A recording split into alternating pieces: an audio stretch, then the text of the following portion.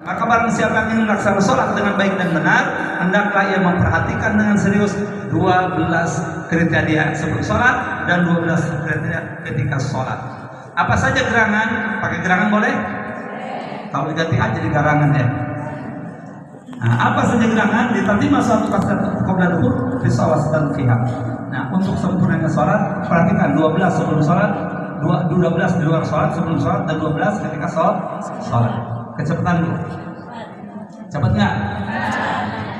Awaluha, yang pertamanya di antara yang 12 itu adalah al-ilmu. Ilmu tentang sholat. Bawa bukunya sudah paham, sholatnya bagaimana prakteknya. Ini yang pertama ya. Harus cebok dulu istinja dengan baik dan benar. Bab istinja harus didahulukan. Karena percuma, wudhu sebaik apapun, fasih sekali, wah gerakannya bagus, ceboknya nggak benar, tetap aja nggak diterima. Paham ya Bu? Ini ajarkan anak-anak kita, anak-anak laki-laki yang belum akil balik, yang 4-5 tahun suka ke masjid tuh, yang belum sunat, pastikan bersih tuh kunufnya itu. Ya Bu, karena menyimpan najis gimana kalau mengangan orang lain? Makanya kenapa disunat waktu kecil. Berarti kan kasihan yang lain. Jadi ilmu itu tentang li'anna Rasulullah qala, karena ada sebuah riwayat mengatakan amalun qalilun fi ilmi, amalan yang sedikit tapi didasari ilmu pengetahuan, khairun min amalin katsirin, lebih baik daripada amal yang banyak fi jahlin, dengan tanpa ilmu. Makanya setan iblis ketika akan menggoda seseorang yang sedang sholat, tiba-tiba kabur lari tunggang langgang, ditanya oleh temannya ketika ditanya, "Loh, kamu kenapa lari kok tunggang langgang seperti ini?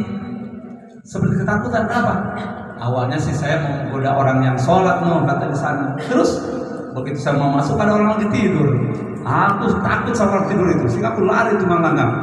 "Loh, gimana ceritanya? Mesti yang sholat yang kamu takut dikira tidur." Nanti dulu, yang sholat itu makanya kenapa aku berani goda, karena dia tanpa ilmunya nggak cukup, nggak nyampe. Tapi yang sholat, yang tidur itu orang alim, dia sebelum tidurnya aja udah Bismillahirrahmanirrahim, Bismillahirrahmanirrahim, Al-Ikhlas, Al-Falaq, An-Nas, begitu ayat kursinya sebelum sholat. Kalau mama sekarang, udah ngantuk baca-bacaan lagi. Mama sono, ya Bu. Saya tahu sih ya, benar Ustaz. Kalau mau nikah begini, lakukan ini sebelum melakukan hubungan suami istri ini. Kalau mau baik, waduh kelamaan, ya Allah. Katanya mau sakinah mawaddah warahmah. Ya Bu, siap tidak jengkel, siap? Ibu jangan jengkel dong. saya bicara, ibu syaratnya ikhlas ya Bu ya. Kalau bisa menjengkel, dengar ini pengajian, ya nggak jadi itu masuk. Ya Bu, jengkel melihat jam, kenapa sih nggak cepet jamnya gitu. Baik. Yang kedua,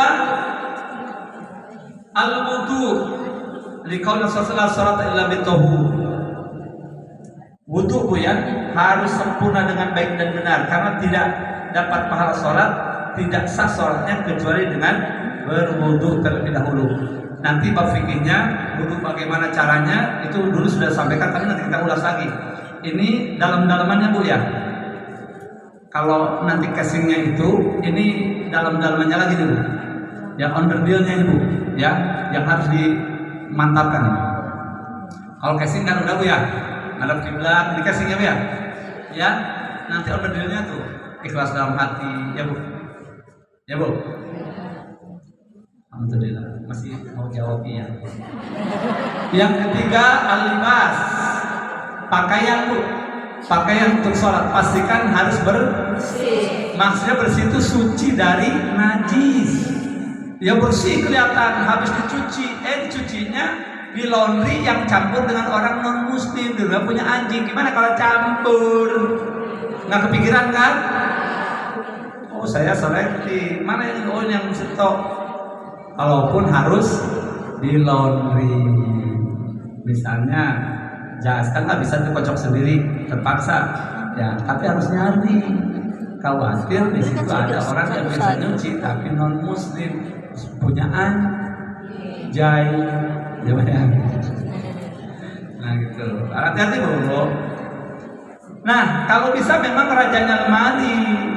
Rajanya lemari Bu, yang paling bagusnya, paling gak yang paling bersihnya. Bagus tapi kalau nggak bersih dari kotoran dan najis, jangan, ya Bu.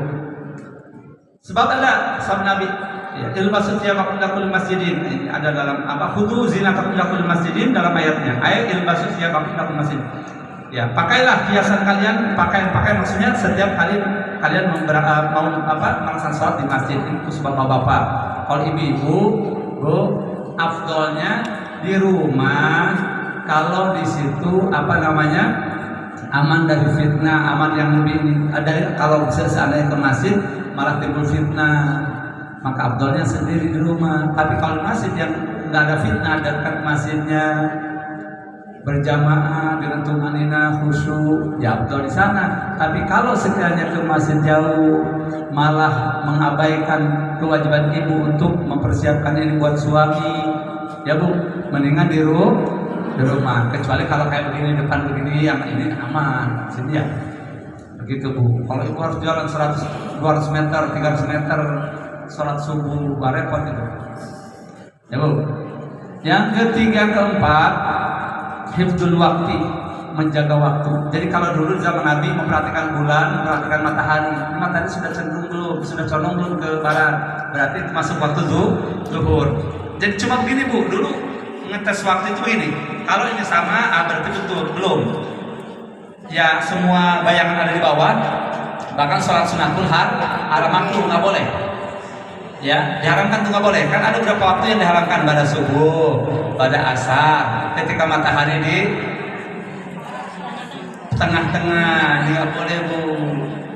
Kemudian nanti pas matahari muncul karena ada pantuk setan. Kemudian pas terbenam banget, nggak boleh. Makanya tunggu begitu tergelincir ke arah barat ke sana, masuklah waktu zuhur. Allahu Akbar. Begitu. Jadi dulu belum ada jam. Kalau sekarang ibu nggak usah panas-pasan keluar begini, cukup melirik jam. Tapi jamnya harus mantap, baterainya harus ajib, harus baru, harus dikontrol terus. Karena kurang 2-3 menit saja, awas, hati-hati sholatnya tidak sah nanti, bahaya. Ya. Orang belum adzan sudah sholat baik. Makanya sholat Jumat, kenapa Bu? Nunggu sampai suaminya kembali sholat Jumat. Yang nggak ngaji langsung derang aja sholat. Nanti tunggu bapaknya sampai kembali. Ya Bu, sekali udah sampai selesai, kedengaran udah. Baru tahu kemana aja. Al-Khamis, istiqbalul kiblah, menghadap kiblat, harus mantap nih. Ya, ayatnya nggak saya baca-baca, pokoknya langsung aja. Mananya? Menghadap kiblat harus mantap. Bu, bukan Ka'bah, salah Bu, bukan Bu, kiblat. Ya kiblat kita Ka'bah. Tapi maksud bukan nyembah Ka'bah. Ke kiblat itu arah Ka'bah yang disembahnya Allah. Tapi masalahnya lurusan Ka'bah atau tidak, begitu Bu. Kalau dalam mazhab Syafi'i memang harus benar-benar lurusan Ka'bah. Ada lain yang penting ke arahnya saja. Ada dalam Syifa'ul Qorong itu, kalau Ka'bah begini lurus itu harus yang di dalam Masjidil Haram. Ini kan Ka'bah kelihatan tuh, umpama di haram, di dalam. Itu masa udah jelas kelihatan masih begini. Masih ada juga di dalam tuh, udah tahu Ka'bah di situ, kemana aja? Nggak boleh. Kalau yang di luar, di kota Mekah, di mana itu di luar lah pokoknya lurusan masjid aja. Masjid pun udah oke, yang penting lurusan ke masjid aman. Tapi lebih afdol yang lurus pakai apa? Sekarang udah banyak kompas. Yang di luar kayak kita, pokoknya lurusan Mekah aja udah sah. Ya dalam Syifa'ul Qorong. Tapi afdolnya sekarang karena sudah ada alat canggih. Apa itu? Kompas. HP langsung. Begitu. Ada HP-nya, ada kompas? Ada. Terima kasih, Masya Allah. Luar biasa. Jadi itu hanya ahli sholat di mana-mana di rest area jangan asal der aja. Karena banyak rest area itu tanpa dasar ilmu. Serius. Masjid arahnya kemana? Saya berapa kali tuh? Sampai saya panggil, Kang, maaf ini salah loh kiblatnya. Arahnya, aduh aku ya. Tolong sampaikan ya kepada pengurus. Kalau ketemu tadi, itu Pak, saya sampaikan. Mohon maaf ya, seperti ini kiblatnya nggak lurus. Kiblatnya ke sana, info ke sini. Karena syarat sahnya sholat ini bukan ekstrim kalau yang begini, Bu. Karena syarat sahnya sholat. Kasihan orang sholat di situ nggak sah nanti kalau nggak diberitahu. Bahaya, maka butuh ilmu itu di situ. Makanya yang pertama tadi ilmu pengetahuan. Jadi bukan ekstrim. Kalau tolong diulang lagi. Kan Nabi dulu begitu kamu sholat lagi, kamu belum sholat lagi, Bu. Kemudian wudhu lagi kamu, karena kamu belum wudhu. Itu bukan ekstrim. Maksudnya Rasulullah bukan, karena ada kesalahan dan tidak sah nanti sholatnya, kasihan. Ini yang orang di Berat itu ekstrim banget sih. Bukan, lihat ekstrim itu gimana. Kalau orang tuh kayaknya nggak nyaman deh gue lihat, bunuh deh. Nah itu baru ekstrim. Bu, tusuk dari belakang tuh. Itu ekstrim tuh baru ya. Kalau dalam hukum itu bukan ekstrim, ya Bu. Saya belum. Nah nanti kan dengan ilmu. Kalau masalah khilafiyah dipaksakan, nah itu baru ekstrim. Ya, baik. Kemudian yang berikutnya niat kita, Bu, mantapkan. Hanya karena Allah semata, bukan karena nggak enak nih sama suami, nggak enak nih sama anak, awas, nggak enak sama tetangga, nggak enak. Niatkan karena Allah. Ketujuh, at-takbir, mantapkan, Bu. Allahu Akbar. Pahamkan takbir artinya, Bu? Mengagungkan siapa? Allah Maha Besar. Ya, Allah Maha Besar. Berarti tidak ada yang lebih besar dari Allah. Allah Maha Besar. Allah Akbar. Mantapkan tuh dengan ta'zim, dengan mengagungkan. Ya. Kemudian al-qiyam, berdiri harus mantap. Bagi yang di rumah dan rumahnya ke masjid, Bu, jalan kaki. Kemudian masuk masjid sholat langsung duduk. Nah, dulu udah dibahas, nggak sah kan? Harus kita bahas lama tuh. Ya, jangan kuat kok langsung sholatnya dulu. Para syaratnya sahnya sholat itu salah satunya ada rukun. Rukun sholat itu adalah berdiri. Baru setelah berdiri Allahu Akbar, nggak kuat nih kelengan, duduk. Kalau dilanjutkan karena sujud nggak bisa, kemudian juga tahiyat nggak bisa, karena ada bisul 4 di kakinya misalnya. Umpamanya yang satu dilutut lagi, maka cukup dengan duduk bersila. Ya Bu. Jadi jangan langsung duduk. Takbirnya berdiri, kecuali kalau memang dari rumah sudah didorong, tidak kuat berdiri, tidak kuat apa, nah itu duduk langsung di kursi nggak apa-apa. Ini harus tahu ya. Nanti ke Masjidil Haram di Makkah kan 100.000 kali lipat tuh. Kalau ada ilmunya dapat nggak tuh? Oh, dapat nggak? Bukan untung, malah untung. Kemudian Al-Fatihah, baca Fatihah. Udah belajar pasal Fatihahnya? Umintan semua selalu ini tasnya sudah lancar, Fatihahnya lancar. Bukan hafal, lancar pasangannya. Sudah ya? Itu kan banyak debat tuh. Boleh tak berdiri? Siratal ladzina an'amta 'alaihim. Umumnya kita kan begitu. Ghairil maghdubi. Enggak boleh itu, enggak boleh. Berhenti jangan. Bu, saya memang selalu berhenti di siratal ladzina an'amta 'alaihim ghairil maghdubi. Saya tamatkan tuh. Kalau nggak kuat nafas, misalkan lagi kurang fit, maka berhentinya ghairil maghdubi 'alaihim.